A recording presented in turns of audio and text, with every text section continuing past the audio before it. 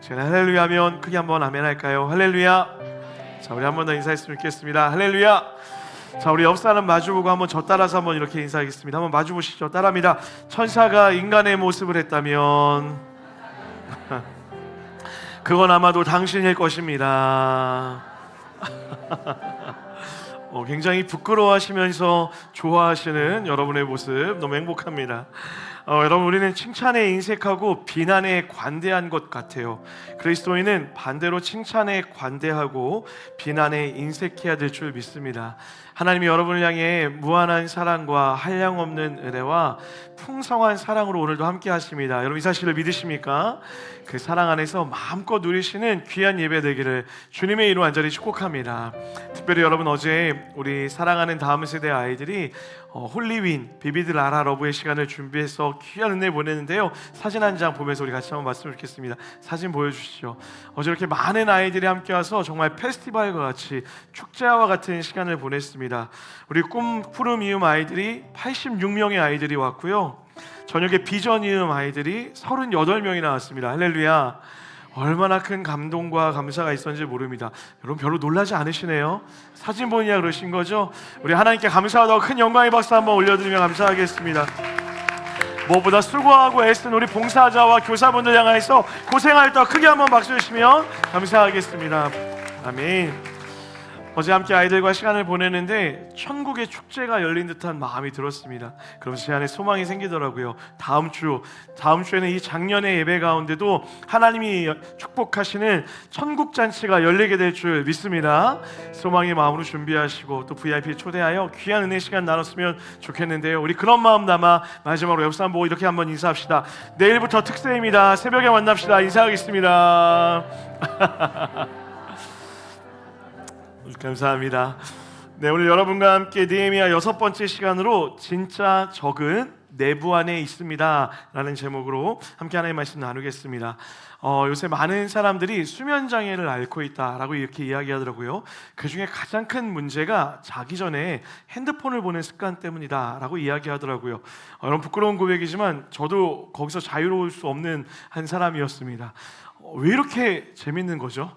특히 자기 전에 보는 유튜브는 너무 신이 나더라고요. 분명 들어가기 전까지만 해도 굉장히 졸렸는데 침대에 누워서 쇼츠를 보는 순간 시간이 언제 흘러간지 모르고 이렇게 보게 되더라고요.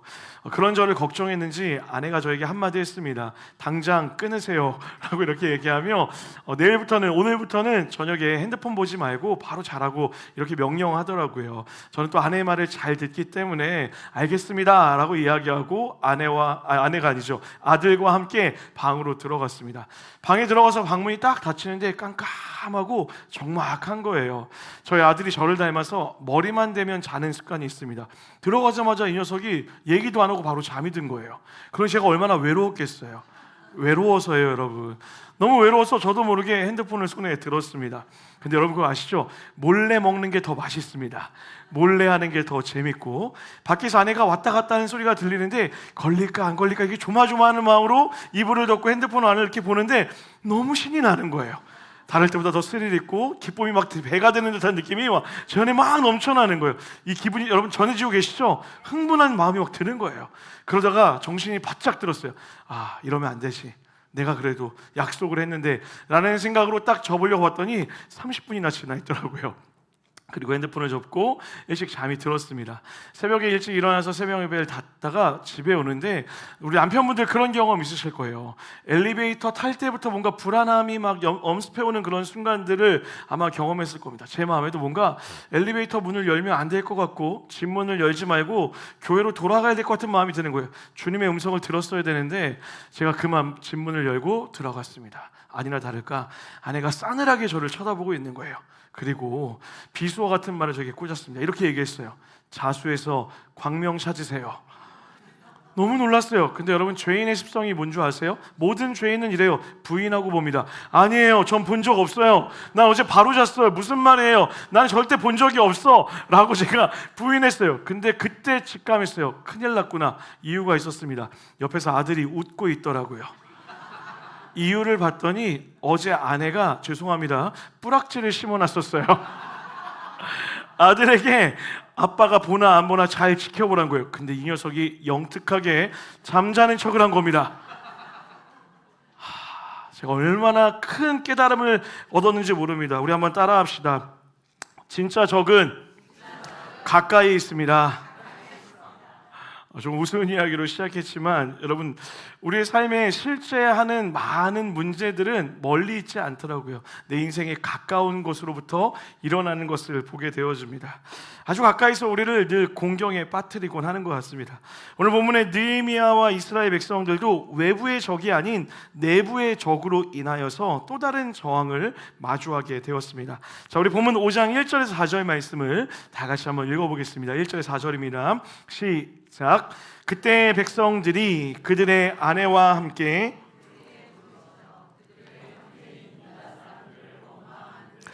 어떤 사람은 말하기를 우리와 우리 자녀가 많으니 양식을 얻어먹고 살아야 하겠다 하고, 어떤 사람은 말하기를 우리가 밭과 포도원과 집이라도 저당 잡히고 이 흉년에 곡식을 얻자 하고, 어떤 사람은 말하기를 우리는 밭과 포도원으로 돈을 빚내서 왕에게 세금을 바쳤도다. 자, 지난주 우리는 느헤미야와 이스라엘 백성들이 외부의 적 산발랏과 도비야 그리고 주변의 나라들로부터 공격을 당하였지만 그 저항을 잘 이겨내고 성벽을 건설하는 모습을 함께 살펴보았습니다. 저항이 있다라는 것은 변화가 있다라는 증거라고 이야기하며 하나님께서 우리에게 저항을 주실 때 신실하게 기도하며 그것들을 잘 이겨내는 이야기를 함께 살펴보았죠. 자, 그런데 여러분, 안타깝게도 외부의 큰 저항이 지나간 뒤에 순조롭게 성벽 건설이 진행될 줄 알았는데 새로운 저항이 그들 앞에 나타났습니다. 자, 그리고 그 저항은 다름 아닌 내부의 저항, 내부의 공격이었습니다. 방금 읽었던 1절부터 4절까지의 내용을 보면 크게 세 가지 문제가 있었던 것을 볼 수 있는데요. 첫 번째는 식량 부족의 문제였습니다. 두 번째는 부채를 안고 있었고, 세 번째는 고리대금, 이자에 대한 문제였습니다. 여러분, 당시 이스라엘 백성들은 페르시아의 식민지 생활 중이었죠.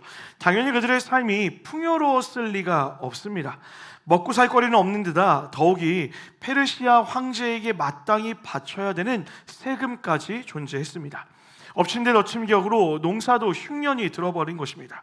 결국 세금을 내야 하니 빚을 지고, 또 먹고 살기 위해 빚을 내고, 흉년이 오니 빚을 내고, 결국 나중에는 이 빚을 갚기 위해 밭을 팔고, 심지어는 자녀까지 파는 지경에 이르게 된 것입니다.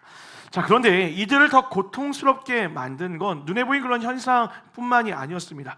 그 돈을 빌려주었던 사람들이 페르시아 사람들이 아니었다라는 거예요. 같은 이스라엘 백성들, 심지어 나와 함께 성벽을 짓고 있는 내 옆에 사는 그들이 이런 착취를 일삼고 있었다라는 거예요. 자, 이들이 얼마나 심하게 착취를 했냐면 이자를 무려 20%에서 30%를 받았다라고 이야기합니다. 고리대금인 거죠. 사채한 거예요. 그래서 결국 빚이 감당이 안 되니 집을 팔게 되고 밭을 팔게 하고 자식을 파는 비극까지 이르게 된 겁니다. 자, 그래서 본문에 보면 백성들이 크게 부르짖어 원망하였다라고 이야기해요. 근데 여러분, 이 원망하다라는 것은 무엇이냐면 분노에 찬 화를 내었다라는 거예요. 대성통곡하였다라는 거죠. 재난 상황과도 같은 참을 수 없는 고통을 느헤미야에게 호소하고 있었다라는 거예요.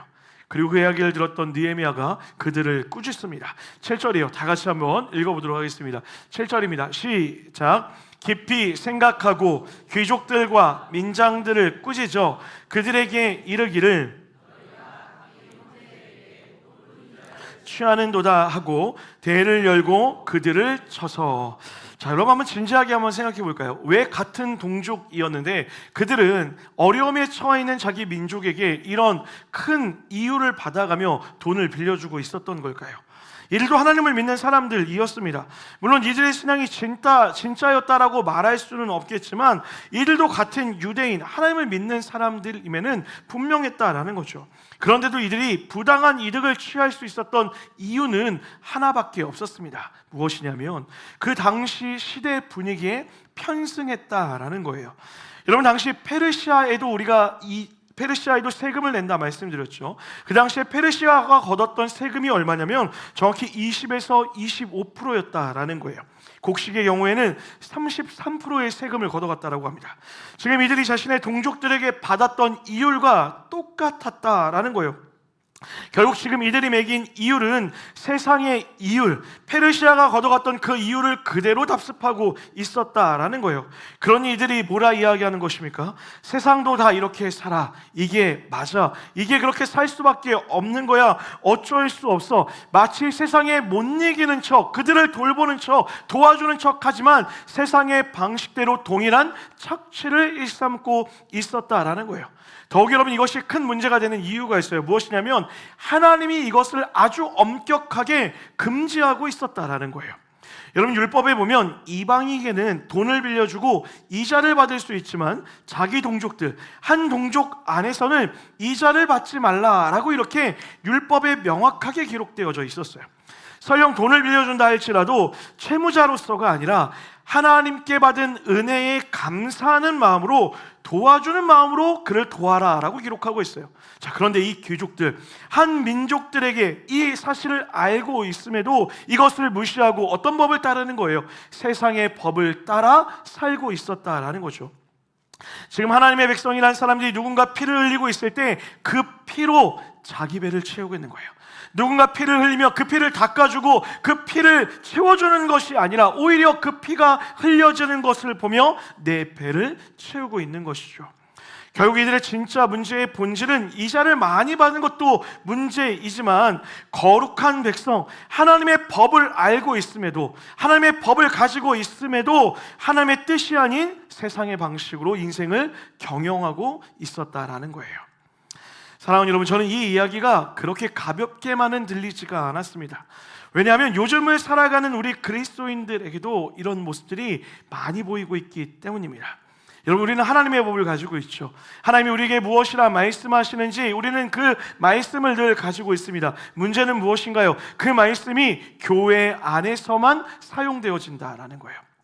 교회 밖을 나가면 하나님의 법보다 더 큰 법이 여러분과 저의 삶에 존재합니다. 어떤 법입니까? 세상의 법이요. 세상은 이렇게 살아가고 있잖아. 세상은 이렇게 말하고 있잖아. 세상은 이게 이렇게 맞다라고 이야기하잖아. 우리는 세상을 이길 힘이 없어. 우리는 그것을 거스릴 능력이 없어. 그러니 하나님의 법은 교회 안에서만 지키면 되고, 그저 세상에 살 때는 세상의 법을 살아가면 돼. 왜요? 우리는 능력이 없기 때문에, 우리는 힘이 없기 때문에 라고 그렇게 이야기하며 마치 세상의 법을 따라 살아가는 것이 당연한 듯 살아간다라는 거예요. 더 가슴 아픈 것은 무엇입니까? 심지어는 교회 안에서도 교회의 법을 따르지 않는다라는 거예요. 하나님의 말씀을 따르지 않는다라는 거예요. 서로 사랑하라, 서로의 곁을 내어주라, 서로의 곁을 지켜주라 이야기하는데 그 하나님의 말씀은 기도할 때만 있지 실제 우리가 성도들의 교제 가운데, 성도들의 삶에서 그것들을 행하며 살지 않을 때가 많다라는 거예요.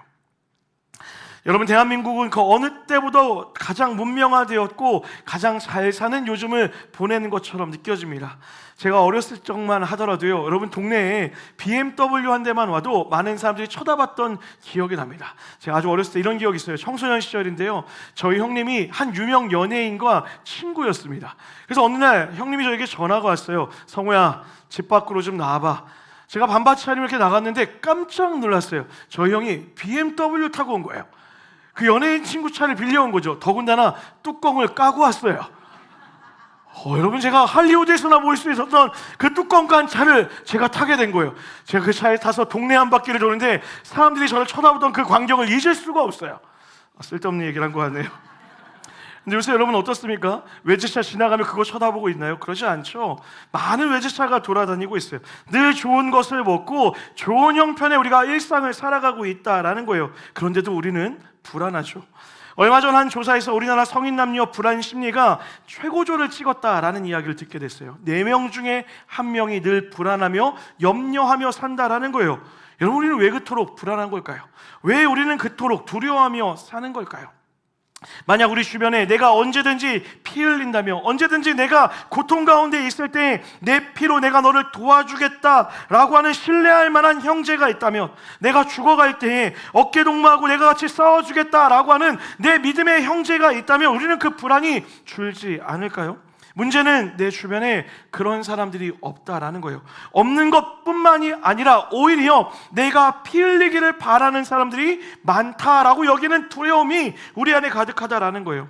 서로 잡아먹지 못해 안달난 사회, 그렇기 때문에 어떻게든 이 서바이벌 가운데서 각자 도생하며 살아남기 위해 몸부림치다 보니까 그토록 두렵고 그토록 염려하며 걱정하며 살아간다라는 거예요. 더욱이 안타까운 것은요, 하나님의 법을 가지고 있는 그리스도인조차도 그런 두려움을 안고 살아간다라는 거죠. 사랑하는 여러분, 저는 우리 이음동산교회 우리 성도들이 이런 귀족들과 같은 삶을 살지 않게 되기를 주님의 이름으로 간절히 부탁합니다.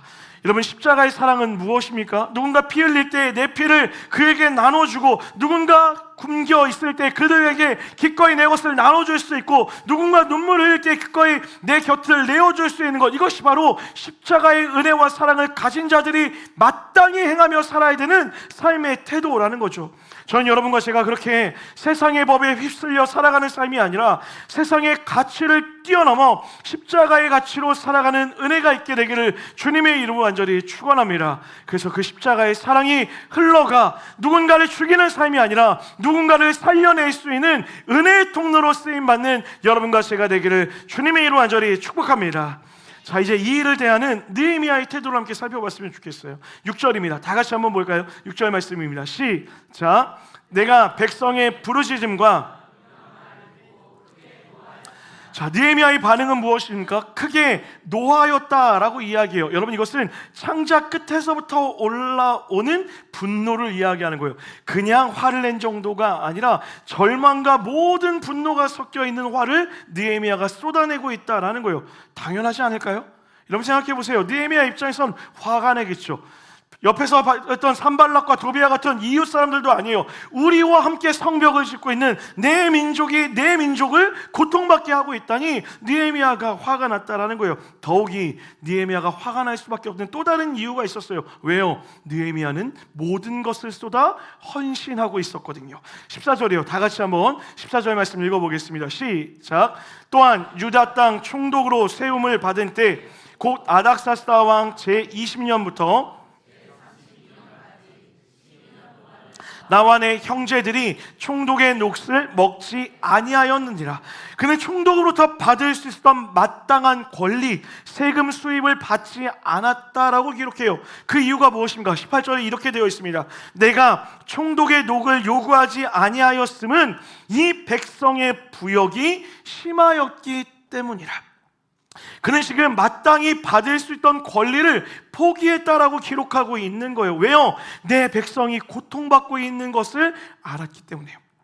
그냥 포기한 것이 아닙니다. 사제를 털어 자신의 모든 것을 털어 이 성벽을 짓는 일에 함께 애쓰며 수고하고 있었다라는 거예요. 생각해 보세요. 나는 이렇게 모든 것을 다 내어 던지면서 이 성벽을 짓기 위해 애쓰고 노력했는데 나와 같은 귀족들이라고 하는 저 사람들은 오히려 자기의 민족들을 착취하고 있는 그 모습을 보니 화가 안 날 수가 없는 거죠.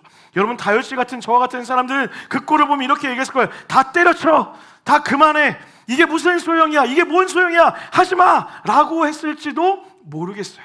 그런데 여러분, 놀랍게도 느헤미야의 반응은 무엇입니까? 느헤미야는 이렇게 이야기합니다. 7절이에요. 다 같이 한번 읽어보도록 하겠습니다. 읽겠습니다. 시작. 깊이 생각하고 귀족들과 민장들을 꾸짖어. 자, 여러분, 느헤미야도 분명 분노하여 마지막에 민장들을 꾸짖었다라고 그렇게 이야기하고 있습니다. 그런데 그 감정과 더불어 꾸짖는 행위가 있기 이전에 한 가지 행동이 느헤미야의 삶에 끼어들어 있어요. 그것이 무엇입니까? 깊이 생각했다라고 기록되어져 있어요. 크게 분노하였으면 그 다음에 어떤 것이 나와야 되죠? 행동이 나오는 게 맞아요. 내 마음의 감정이 솟구치면 행동으로 나오는 게 맞다는 거예요. 예를 들면 이런 거예요. 여러분, 홈쇼핑 보다가 즐거워서 갑자기 감정이 확 터지면 뭐합니까? 결제 버튼 누르게 되는 거죠. 감정이 생겨나면 바로 움직여요. 싸우다 보면 욱하여서 욱하는 말이 나올 수밖에 없다는 거예요. 그런데 그 감정과 행동 사이에 느헤미야는 또 다른 행동이 있었다고요. 깊이 생각했다라고 이야기해요. 자, 여러분, 깊이 생각하는데 이것이 무엇일까요? 우리말 성경에는 내가 속으로 이것들을 곰곰이 생각하고 라고 되어 있어요. 그런데 여러분, 원어로 살펴보면 그 의미가 더 선명해집니다. 따라합시다. 내 마음과 대화하였다. 그러니까 지금 이 의미는 무엇이냐면 내 마음의 내면과 의논하고 스스로 상담하고 내 마음이 나를 설득하는 시간을 가졌다라는 거예요. 그러니 여러분, 지금 느헤미야가 자신에게 무엇을 하고 있는 것입니까? 나와 대화하는 시간을 가졌다라는 거예요. 여러분, 이게 대체 무슨 일일까요? 느헤미야가 정신이 나간 걸까요? 아니요, 그렇지 않아요. 지금 느헤미야는 자신의 감정과 자신을 철저하게 분리시키고 있다라는 거예요. 분노하고 있는 나에게 말을 걸고 상담하고 설득하는 시간을 거쳐 행동까지 나가고 있다라는 거죠. 그는 거리를 두고 자신의 감정을 들여다보고 있습니다. 지금 이 분노는 정당한 분노인가? 이 분노로 인해 어떤 영향력을 나는 행사하면 되는 걸까? 이 감정으로 나는 어떤 선택을 하는 게 맞는 걸까? 나를 들여다보며 나를 판단하고 있다라는 거예요. 자, 여러분, 설득한다라는 것은 무엇입니까? 이거 가능하기 위해서는 이 둘의 입장 차이가 존재한다라는 거예요. 그러니 감정이 곧 내가 되고 내 반응이 전부 감정일 뿐이고, 감정에 끌려가는 것이 아니라 내 자신이 내 감정을 설득하는 시간을 갖는다라는 거예요. 가장 먼저 이 감정과 거리를 두고 생각하며 객관화하고, 만약에 내 감정이 너무 많이 손상되어 있다면 스스로를 격려하며 독려하는 시간을 갖고 이 감정의 의미가 무엇인지를 깨닫는 시간을 갖는 거예요. 상상해보면 이럴 수도 있을 것 같아요. 느헤미야가 스스로 생각하는 거죠. 너 많이 속상했을 것 같아. 너라면 나도 네 마음이 충분히 괴로웠을 것 같아. 너 노력했잖아, 수고했잖아. 그러니 너의 마음의 분노가 어쩌면 당연할 것 같아 라고 스스로 되뇌었다라는 거죠. 그리고 그 감정대로 자신이 무엇이든 선택하고 행동하지 않도록 그 감정을 처리해내고 있다는 거예요. 자신의 희생과 노력을 근거로 상황을 판단하고 있지도 않습니다. 이에 대한 기대 심리와 보상 심리를 개입시키고 있지도 않다라는 거예요.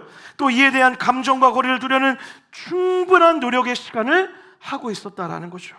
그리고 결국 이렇게 자신을 설득시켜서 그의 행위의 선택이 어디로 이어지고 있는지 아십니까? 9절이에요. 다 같이 한번 볼까요? 그 감정을 설득시키고 나서 그가 했던 행동입니다. 9절입니다. 읽겠습니다. 시작. 내가 또 이르기를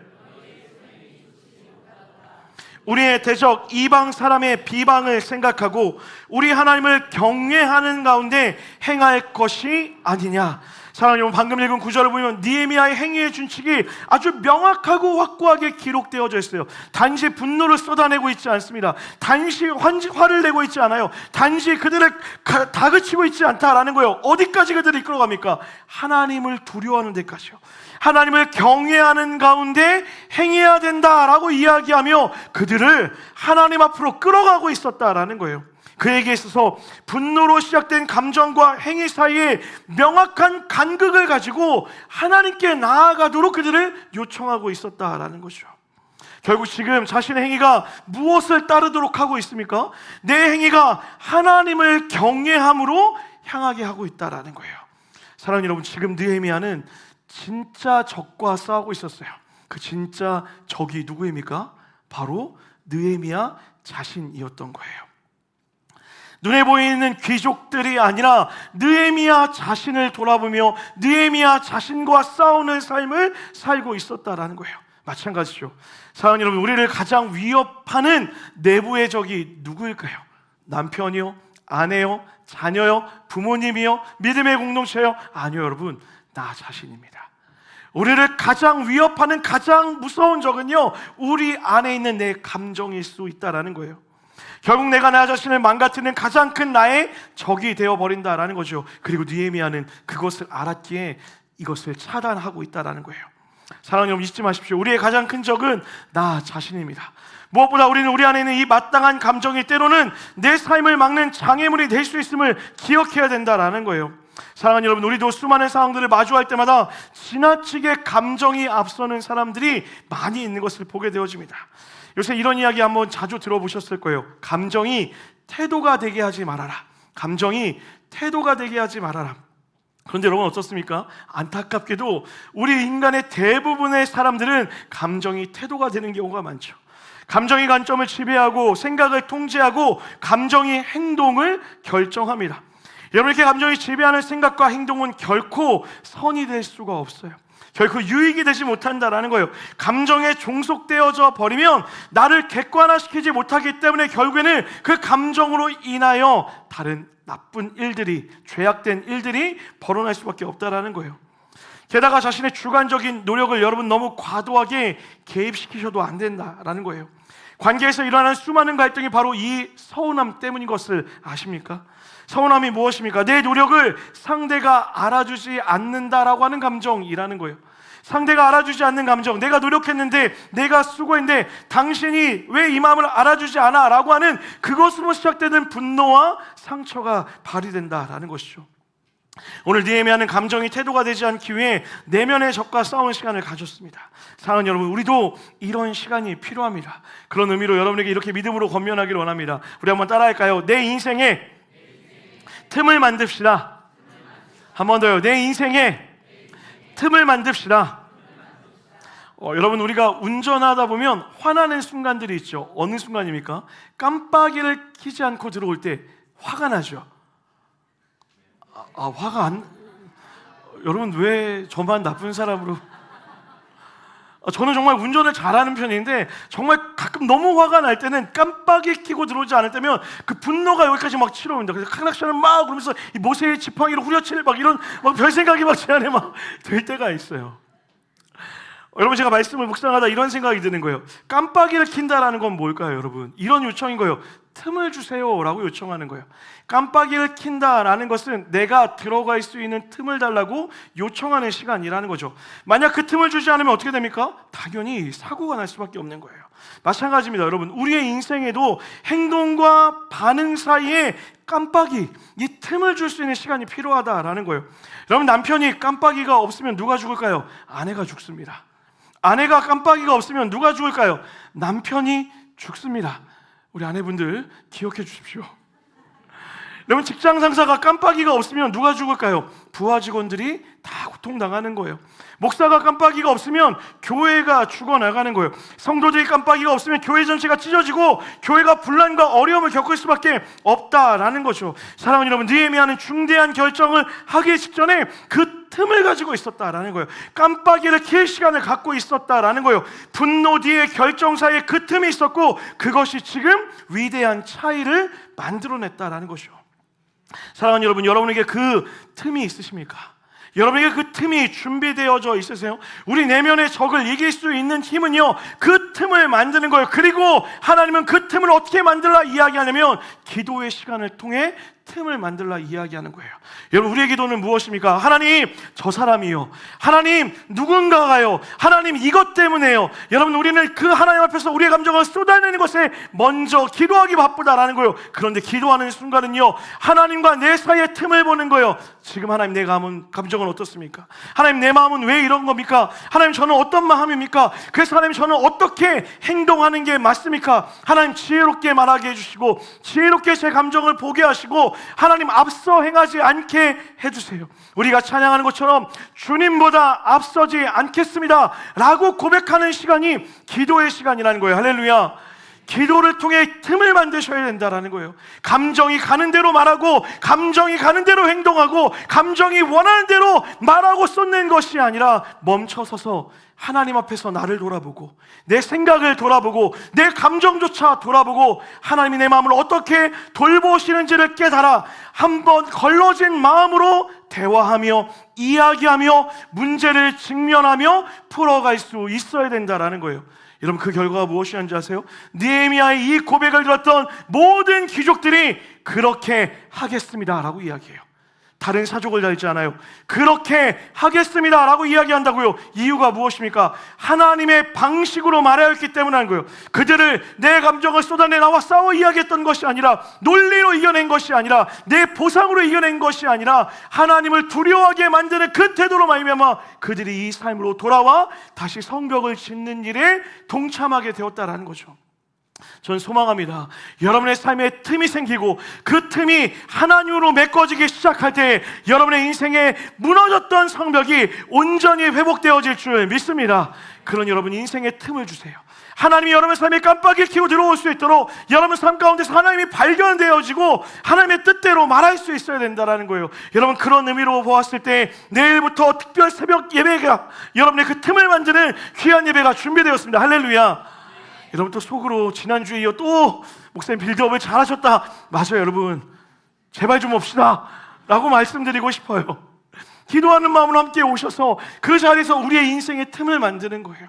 하나님, 내가 바라는 것을 이루는 자리가 아니라 하나님 앞에 서서 하나님이 원하시는 뜻을 발견하게 하시고 주님 뜻에 기꺼이 순종하여 걸어가는 믿음의 사람이 되게 해주세요라고 하는 그 기도가 내일부터 시작되는 특별 새벽 예배를 통하여 여러분의 삶이 넘쳐나게 되기를 주님의 이름으로 간절히 축복합니다. 여러분, 저는 믿습니다. 그렇게 기도할 때 여러분이 간절히 기도하고 있던 무너진 성벽들이요, 가정과 직장과 개인의 마음의 문제, 모든 것들이 온전히 세워지는 은혜가 있을 줄 믿습니다. 그러니 그 기도의 자리에 나와 주님을 마주하고 주님께 틈을 내어드리고 주님이 말씀하시는 은혜를 경험하여서 하나님의 놀라운 은혜를 발견하시는 이 한 주가 되기를 주님의 이름으로 간절히 축복합니다. 자, 우리 그런 의미로 마지막으로 옆 사람 보고 인사하겠습니다. 내일은 화장 안 하고 오셔도 됩니다. 인사하겠습니다.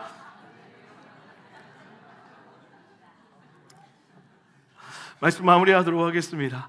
여러분 보세요. 우리 느헤미야 말씀을 벌써 6주째 살펴보고 있습니다. 그런데 이 느헤미야 안에서 발견되는 느헤미야와 대적들의 다른 행동 방식이 있어요. 문제가 생기면 느헤미야는 항상 고개를 들고 하늘을 봅니다. 사람들은 늘 상황과 환경을 보고 있지만 항상 느헤미야는 하늘을 보고 있다는 거예요. 여러분, 제가 오늘 말씀을 묵상하다가 예전에 봤던 한 TV 프로의 장면이 떠오르더라고요. TV 프로그램에서 수천 마리의 꿩들을 닭장이 아니라 마당에서 키우는 장면이 소개가 됐던 그런 제목이 있었습니다. 이런 통상 꿩들은 닭장에서 키우지 마당에서 키우지 않는다라고 얘기해요. 막 날아다니기 때문에 대부분은 닭장 안에 가둬둔다라는 거죠. 그런데 이 집은 유독 희한하게 이 꿩들을 마당에 다 풀어놓고 있었다라는 거죠. 비결이 무엇입니까? 라고 묻자 주인이 이렇게 얘기했어요. 꿩들의 머리를 보세요 라고 했는데 정말 신기한 일이 벌어졌어요. 여러분, 꿩들의 머리에 뭐가 쓰여진 줄 아십니까? 선캡이 쓰여져 있는 거예요. 선캡을 이렇게 씌워놨더라고요. 그러면서 이 주인이 막 웃으면서 이렇게 하더라고요. 저 선캡을 씌워놓으면 꿩들이 하늘을 못 봐요. 그래서 조금 지나면 자기가 나는 법을 까먹는데요. 푸덕푸덕 하다가 며칠 지나면 그냥 하늘을 날 줄 모른다 생각하고 마당 안에서도 산다라는 거예요. 평화를 유지한다라는 거죠. 근데 여러분, 제가 그 장면을 보다가 문득 우리의 신앙생활에 이런 문제가 있지 않나 생각이 드는 거예요. 우리가 우리 스스로 만든 선캡을 끼고 살아가는 거예요. 하나님은 계속 우리에게 하늘을 보라라고 이야기하는데 우리는 자꾸 감정의 선캡을 쓰고 살아갑니다. 하나님은 자꾸 하늘을 바라보라고 이야기하는데 상처의 선캡을 쓰고 살아갑니다. 하나님이 계속 하늘을 바라보라고 이야기하는데 상황의 선캡을 쓰고 바라보는 거예요. 마치 내가 날지 못하는 사람인 것처럼, 마치 내가 하나님 없는 사람인 것처럼 하루하루를 살아가게 만든다라는 거예요. 사랑하는 여러분, 그 선캡을 벗어버려야 돼요. 그것이 바로 틈을 만드는 거예요. 사랑하는 여러분, 그것이 바로 기도의 시간이라는 거예요. 감정의 선캡을 벗어버리고 상황과 환경의 선캡을 벗어버리고 상처의 선캡을 벗어버리고 하늘을 볼 수 있어야 된다라는 거예요. 하늘을 볼 때 다른 것을 볼 수 있고, 하늘을 볼 때 상황과 환경이 아니라 하나님이 행하시는 놀라운 일들을 바라보며 나아갈 수 있게 된다는 거예요. 그것이 느헤미야가 다른 사람들과 달랐던 성공의 방식이라는 거죠. 사랑하는 여러분, 전 여러분의 삶의 모든 성벽이 온전히 회복되어지기를 원해요. 어떻게 해요? 여러분의 삶에 있는 모든 선캡을 벗어내야 됩니다. 기도의 시간을 통하여서요. 여러분, 저는 확신합니다. 여러분의 삶에 반드시 하나님이 역전시키실 줄 믿습니다. 동의하시면 아멘 합시다. 여러분 삶에 놀라운 은혜를 주실 줄 믿습니다. 그러니 여러분, 기도의 자리에 나와 하나님께 무릎을 꿇고 엎드려 보고 싶은 대로 보는 삶이 아니라, 하고 싶은 대로 하는 삶이 아니라 하나님의 뜻대로 살 수 있는 믿음의 결단과 결정으로 주의 손에 붙들려 살아가는 사랑하는 님의 모든 성도들 되시기를 주님의 이름으로 간절히 축복합니다. 우리 그 마음으로 이 찬양 같이 한번 고백했으면 좋겠습니다. 이 찬양의 가사가 이 한 주 우리의 기도였으면 좋겠습니다. 우리 믿음으로 같이 한번 고백하며 나아갑시다. 기도를 멈추지 마라. 기도를 멈추지 마라. 눈앞에 상황이 우리의 마음을 눌러도 원망치 마라. 원망치 말라. 너의 입을 지켜라. 저들은 너의 입을 보고 있다. 마음을 뺏기지 마라. 마음을 뺏기지 마라. 내가 널 보지 않는단 소리에 너의 모든 게 불리해 보여도 너의 모든 주님이 우리에게 요청하십니다. 게 불리해. 우리의 모든 감정과 모든 상황을 내려놓고요, 주님께 간구하며 기도하는 거예요. 우리 믿음으로 고백합시다. 너 기도를 멈추지 마라. 내가 너의 그 모든 상황을 바로 역전시키리니. 너 기도를 멈추지 마. 주님은 쉬지 않으십니다. 내가 잠시도 쉬지 않고 모든 걸 지켜보고 있으니 주님이 우리에게 말씀하십니다. 반드시 역전되리라. 바로 역전되리라. 우리 한 번 더 고백합시다. 마음을 뺏기지 말아라. 마음을 뺏기지 마라. 내가 널 도우지 않는단 소리에 거짓 소리에 넘어가지 않기를 축복합니다. 모든 게 불리해. 주님이 우리에게 원하시는 것은요, 기도를 계속하는 거예요. 우리 선포합시다. 너 기도를 멈추지 마라. 내가 너의 그 모든 상황을 바로 역전시키리니. 너 기도를 멈추지 마라. 내가 잠시도 쉬지 않고 모든 것 지켜보고 있으니 너 기도를 멈추지 마라. 너 기도를 멈추지 마라. 내가 너의 그 모든 상황을 바로 역전시키리니. 우리 믿음의 고백으로요. 너 기도를 멈추지 마라.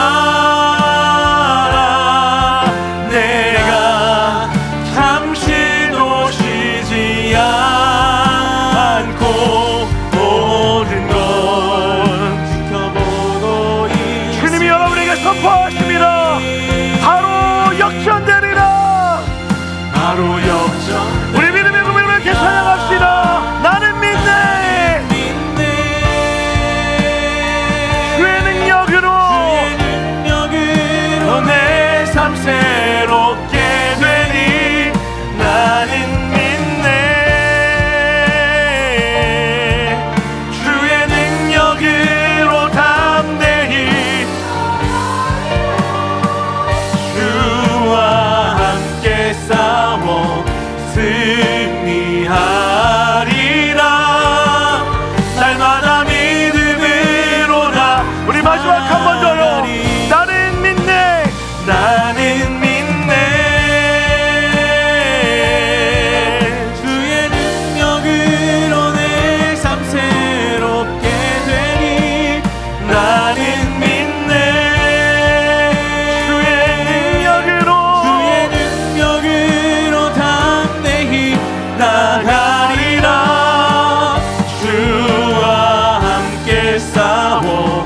승리하리라.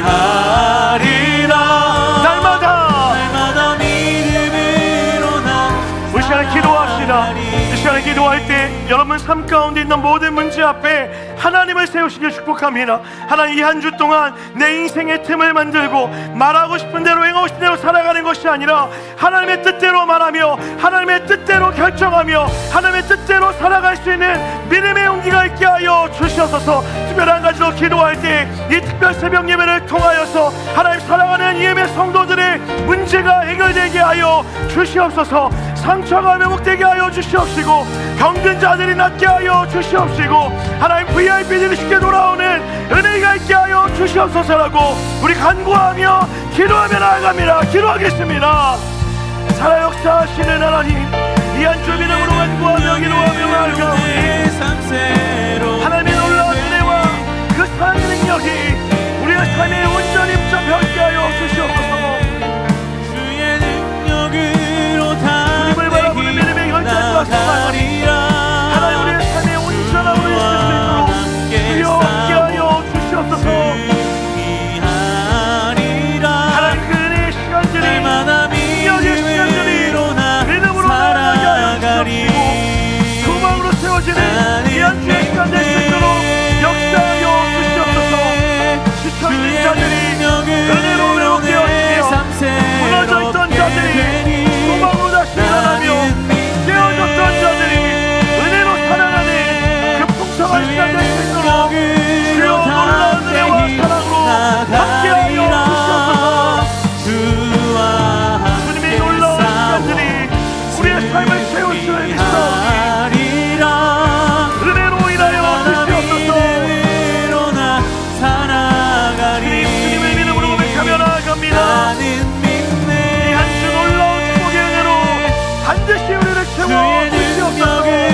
내 삶 새롭게 되니 나는 믿네. 주의 능력으로 담대히 나가리라. 주와 함께 싸워 승리하리라. 날마다 믿음으로 나아가리. 사랑이 많으신 하나님, 생각하는 대로 느껴지는 대로 말하고 행동하지 않기를 하나님 결단하며 나아가오니 함께하여 주시옵소서.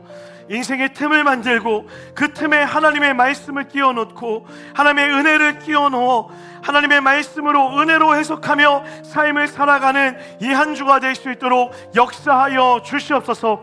특별히 이번 한 주 특별 새벽 예배로 우리가 모여 기도합니다. 하나님, 기도하는 목적과 이유가 내 원함과 바람을 하나님의 뜻대로 간구하고 이뤄내는 것 아니라 하나님의 뜻을 구하며 주의 뜻대로 살겠다 결정할 수 있는 믿음의 결단이 넘쳐난 시간 되게 하여 주시옵소서. 한 주간 기도할 때 EM의 성도들의 아픈 것들이 치료되어지길 소망하오니 함께하여 주시옵소서. 병든 자들이 낫게 하여 주시옵소서. 상처받은 자들이 위로받게 하여 주시옵소서. 깨어진 것들이 다 제자리로 돌아오게 하여 주시옵소서. 무엇보다 VIP 한 사람 한 사람 놓고 기도하는 가운데 있사오니 그들의 영혼이 주께 돌아오는 은혜의 시간 되게 하여 주시옵소서. 하나님, 한 주도 놀라운 은혜와 사랑으로 함께 하심을 믿사오며 거룩하신 예수님의 이름으로 기도드렸습니다. 우리 하나님께 큰 감사와 영광의 박수 한번 올려드리겠습니다. 아멘.